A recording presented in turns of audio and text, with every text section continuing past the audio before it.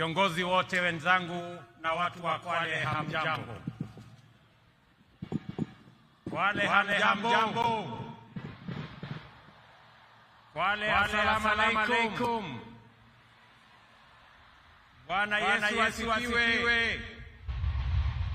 Similani, Mjisilila, Malamazo, Bula ya Pego, Mloganji, Similani. Ndugu watu wa Kwale, kwanza nataka niwapongeze wananchi wa Kwale na wananchi wa taifa letu tunayoipenda Kenya kwa kutukaribisha katika sherehe hii ya Mashujaa 2024 hapa Kwale. Nataka nimpongeze viongozi wote waliofika hapa. Nataka niwapongeze pia viongozi wote wa Kwale hii wakiongozwa na Mama Governor Fatuma Achane.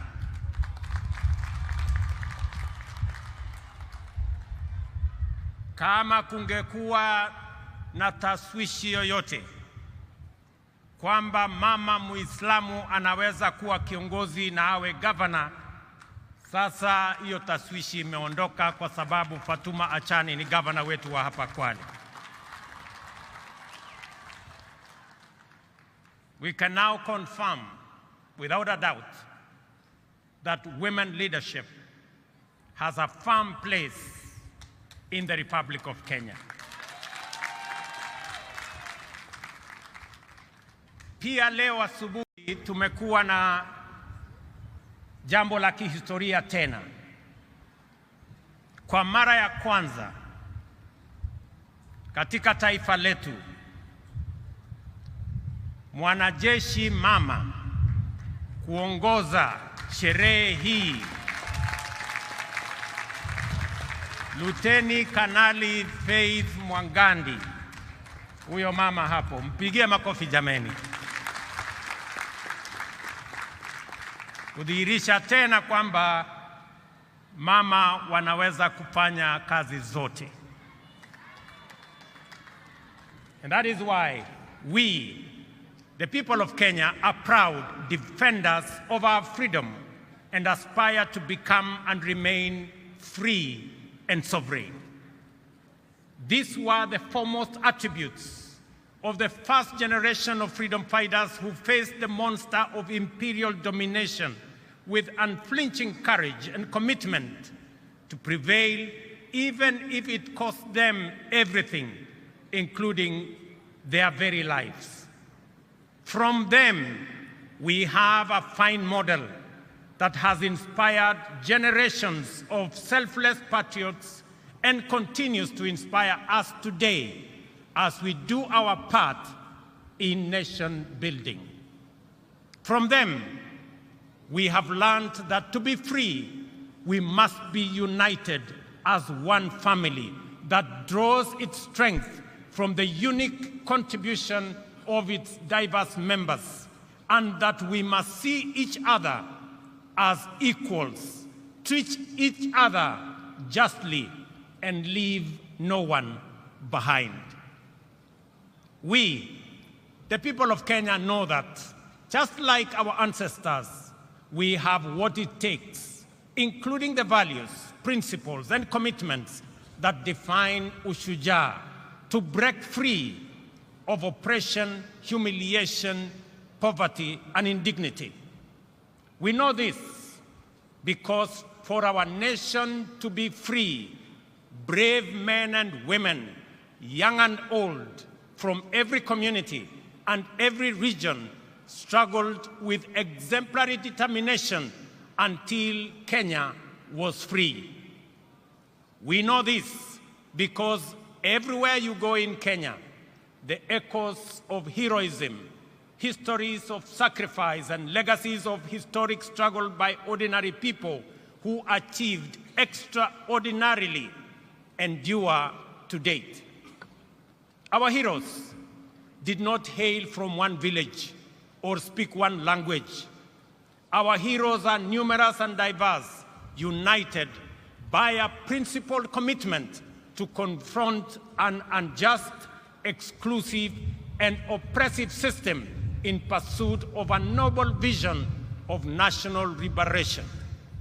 This unity of purpose motivated the icon of courage, Mekatilili Wamwenza, and her generation of champions from every part of Kenya to resist colonialism, as well as Ronald Ngala and his fellow freedom fighters who advocated independence and decentralized government, which was an early fashion of devolution. In confronting colonialism, Mekatilili Wamwenza did not seek to free her village or region from occupation by a community. Instead, she resisted the structures and institutions of a system of exploitation and tyranny in the knowledge that defeating it would free a whole nation. This is the same spirit embraced by our freedom fighters, such as Otenyo Nyamantere and Mora Ngiti from Kisii, Wanameme Masinde in Bungoma, Oigo Paul Agwech and Oyuko Fipi Ambio in Kisumu, Igogi Teresa Kiambi in Meru, Kalondu Matheka Mbalu in Makueni, and many others. The great lesson that has been passed down to us from their era and which we must faithfully transmit clearly and boldly to the future generations is that every citizen of Kenya is a full and equal member of our political community, entitled to make a contribution to nation building and with an inalienable right to a full, just, and fair share of all the benefits that accrue from our development. No proposition to discriminate or to unjustly diminish one while enlarging another's right is admissible anywhere. Therefore, any formula seeking to exclude, alienate, or disenfranchise any person, group of community for any reason is repugnant to the very essence of our nationhood. We are one people, and Kenya is one united, indivisible, and sovereign nation. Ladies and gentlemen, freedom came at great cost and was won against overwhelming odds. It called for a capacity to embrace immense sacrifice and willingness to pay the ultimate price. We remember them and appreciate their sacrifices. We recognize their achievements and acknowledge that the nation we have today, with its past history and future prospects, is a legacy of their work, commitment, and life. Every day, the Constitution commands us to honor our freedom fighters who struggled heroically to bring freedom and justice to our land by living up to the spirit of Ushujaa in the way we relate with one another, pursue our vocations, and build our nation. Article 10 of the Constitution shows us how to be mashujaa in our own way, day by day, every day. The freedom fighters were inspired by enduring universal principles and values which have transcended generations and live with us today. Unity, sharing, integrity, courage, determination, and patriotism are our sources of strength in the face of difficulty, risk, and danger. The struggle for freedom is the overwhelming and everlasting mission of humanity, because in freedom lies the opportunity to achieve peace and democracy, health and wealth, justice and dignity, equality and inclusion, as well as unity in the pursuit of prosperity individually and collectively. Freedom is the key that opens the door to sustainable progress in every sector. That is why today we are a modern, competitive economy and a developed democratic society. Our freedom has allowed us the space to grow and perfect our nationhood, sustaining the spirit of freedom to evolve from the monopoly of liberation movement into a dynamic, pluralistic society where competition makes us stronger. Since the ultimate goal of freedom is sustainable development, the heroic struggle of our time must focus on achieving this through inclusive growth. The ushujaa of our era calls for urgent mobilization. The dedication we bring to these tasks will determine how well we uphold the legacy of Mekadilili, Wamenza, and other freedom fighters. This fact is abundantly clear to us.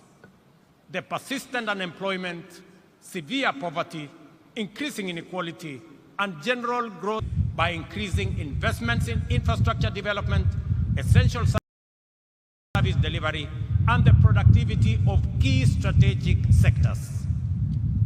The bottom-up economic transformation agenda is Kenya's economic freedom charter, which mobilizes unprecedented levels of investment into the most impactful sectors in providing essential public services inclusively and affordably, multiplying incomes and creating millions of new, good jobs for our many well-educated and highly skilled young people.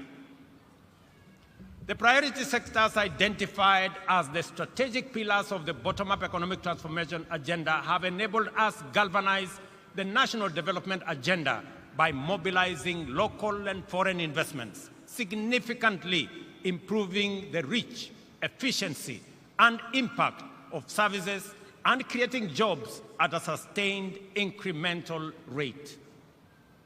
We are driving agricultural transformation through major interventions across all value chains, including fisheries and aquaculture, horticulture and food crops, livestock, beekeeping, and rangeland development.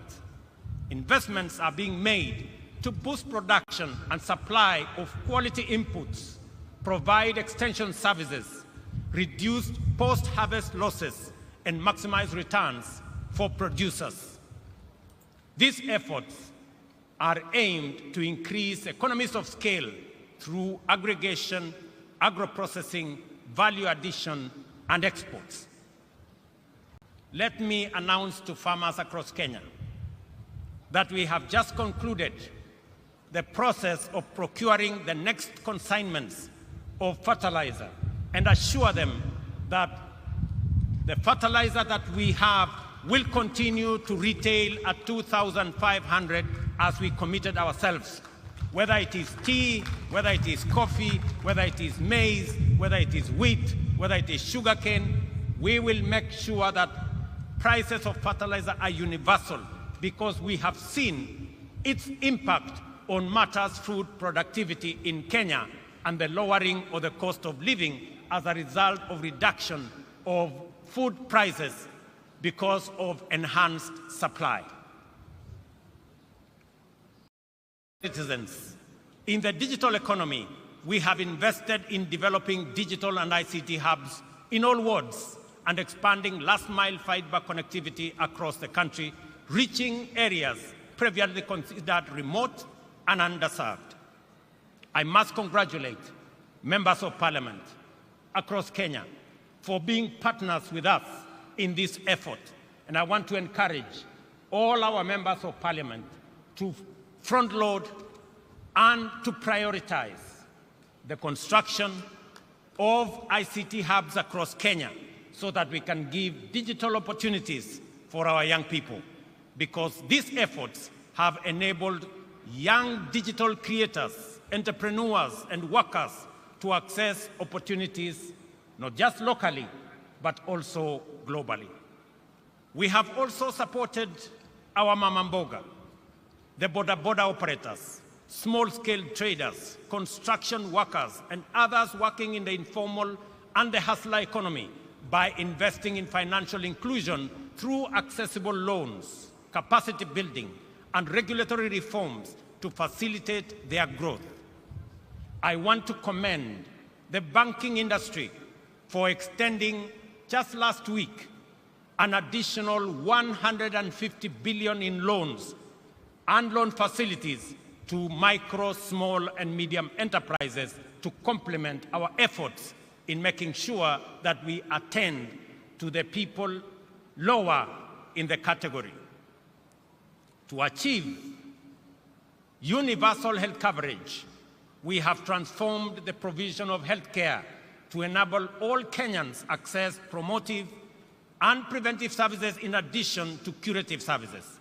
First, under an all-inclusive social health framework, and also through programs like Afya Bora Mashinani, which has onboarded over 100,000 community health promoters who provide health care directly to people in their homes. Ladies and gentlemen, today marks the conclusion of Boma Yangu Week, launched last Monday to celebrate the achievement of our affordable housing program. Throughout the week, we showcased significant progress in advancing this ambitious agenda, which aims to transform lives and livelihoods by providing affordable, decent homes for millions of Kenyans. On this Mashujaa Day, we recognize key initiatives such as the Kenya Urban Resilience Project, the Kenya Informal Settlements Improvement Project, and the National Climate Resilience Program, otherwise known as Climate Works.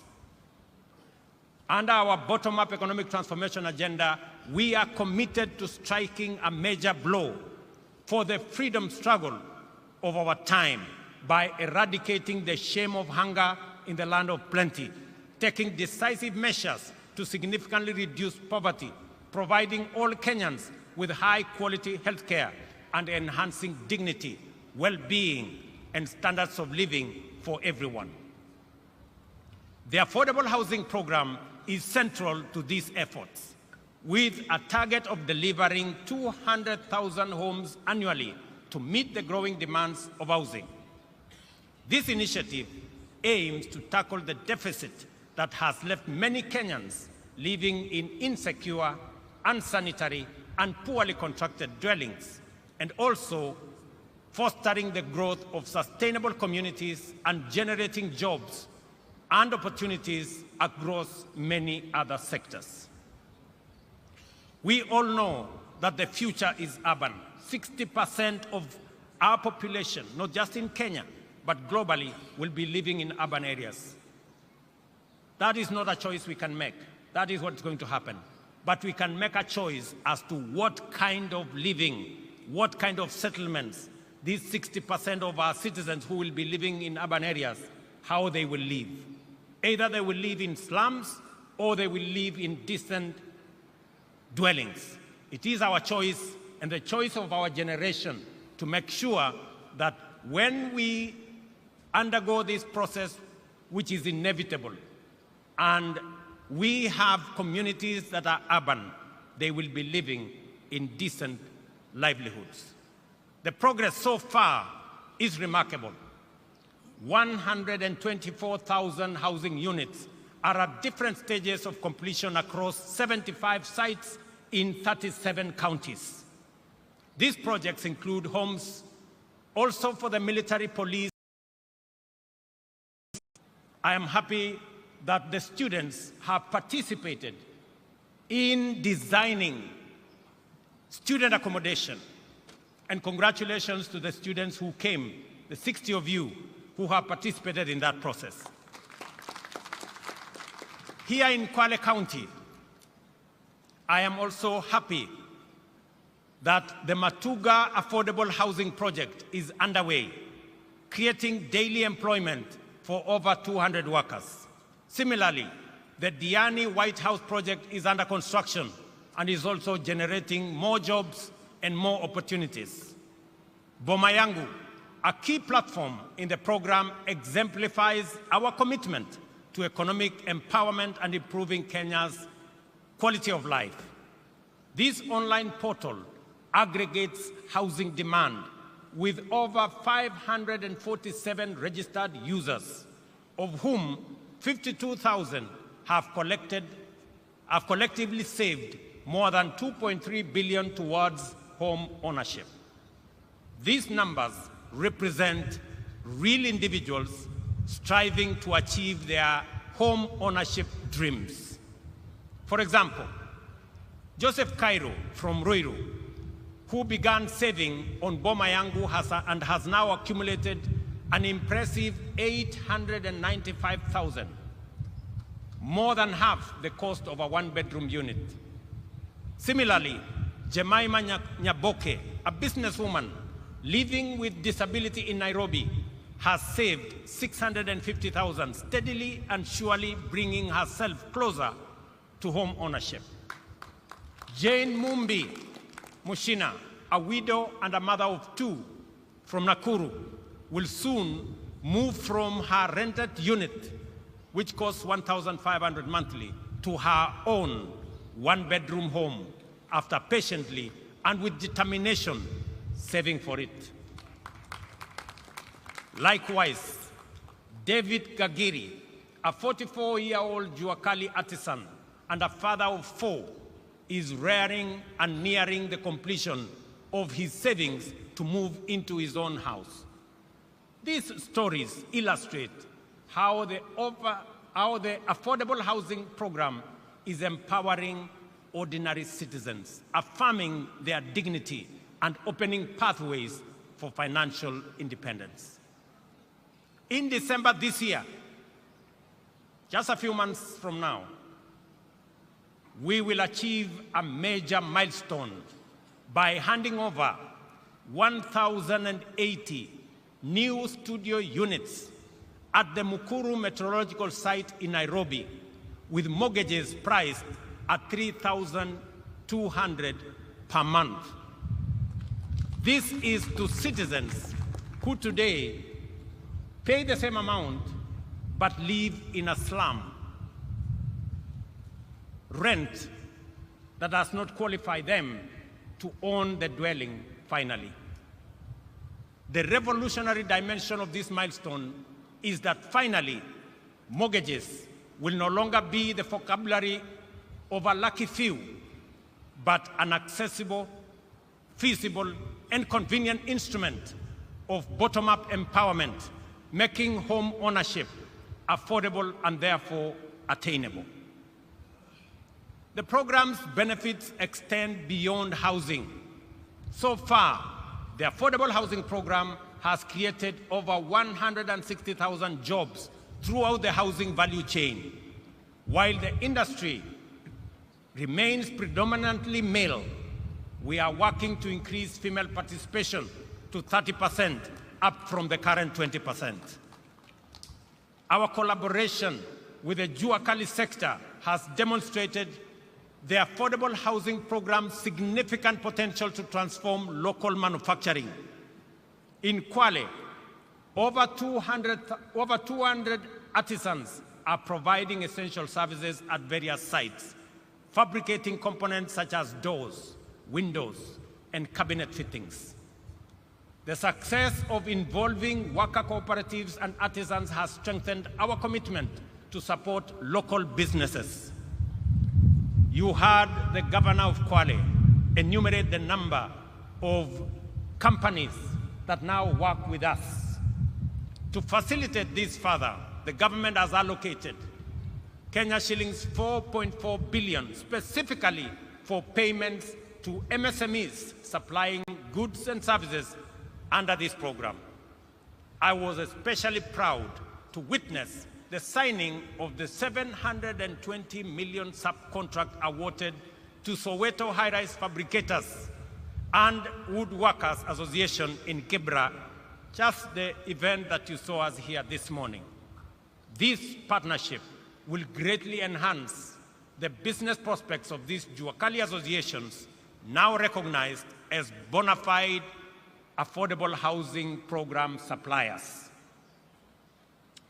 Ladies and gentlemen, on this day, it is important for us to remember that the objective of the freedom struggle was for the citizens of Kenya to have full rights and opportunities to live in dignity and achieve a high standard of living with security, health, and wealth.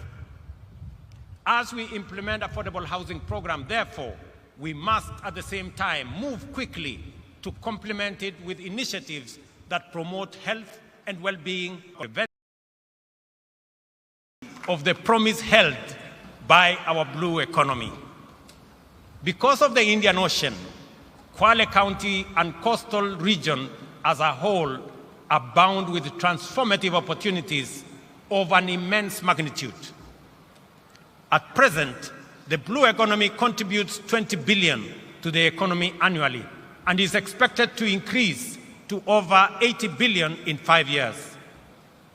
This transformation will create thousands of jobs and stimulate regional economy through increased investment in various industries, enhanced export manufacturing, and expanded overall economic activity.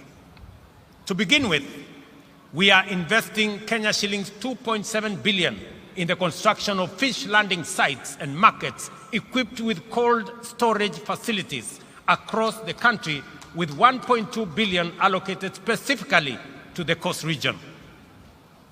Additionally, we are releasing 1.7 billion in grants to support 612 fishing cooperatives and groups in the region. I must commend the Ministry of Mining and Blue Economy for an excellent job that they are undertaking. The Shimoni Port, Kenya's first dedicated fish port, is now 82% complete. I came to start that project months ago. I'm very happy with the progress that is made.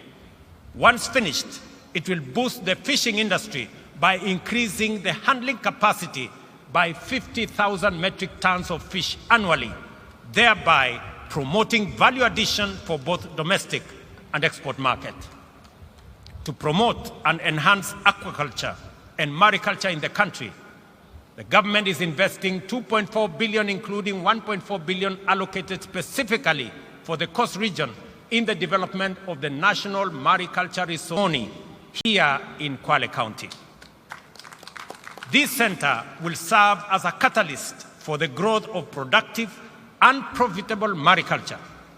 It will function as a marine fish seed breeding and multiplication center, facilitate research and innovation in mariculture, and offer training for fish farmers and students. To increase fish production and facilitate the transition of fisherfolk to deep water and exclusive economic zone fishing, the government has procured and distributed 123 fishing boats to local communities. And additionally, we plan to acquire deep-sea fishing vessels for offshore fishing with a total budget of Kenya shillings 600 million allocated for this purpose this year. Ladies and gentlemen, the affordable housing program, healthcare reforms, and blue economy investments go beyond infrastructure. They embody our commitment to dignity, opportunity, and prosperity for many Kenyans. We invite the private sector to join us and drive up the scale of these initiatives to provide opportunities for more Kenyans to take part in achieving lasting transformation. Together, we are building a brighter future where every Kenyan has the opportunity to thrive and winning the freedom struggle of our time. Let us remember the example of our first Mashujaa and be inspired by their values, achievements, and legacy. Let us do our part to promote national cohesion and inclusion and to combat division, tribalism, and exclusion. Let us remember that without unity, our freedom and our future would be under threat. Together, we are unstoppable in pursuit of our aspirations and immovable in the face of any challenge.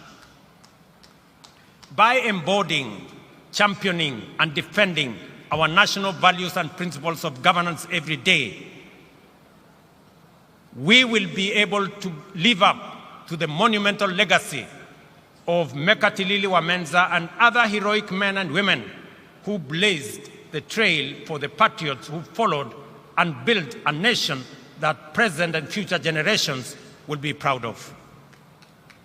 I am encouraged by the bravery, diligence, and loyalty with which Kenyans of all walks of life undertake their profession and social tasks, fighting crime and terrorism, defending the nation's territorial integrity, treating the sick, feeding the nation, teaching our children, and serving the needs of underprivileged citizens. To you all, I convey the gratitude and appreciation of all Kenyans.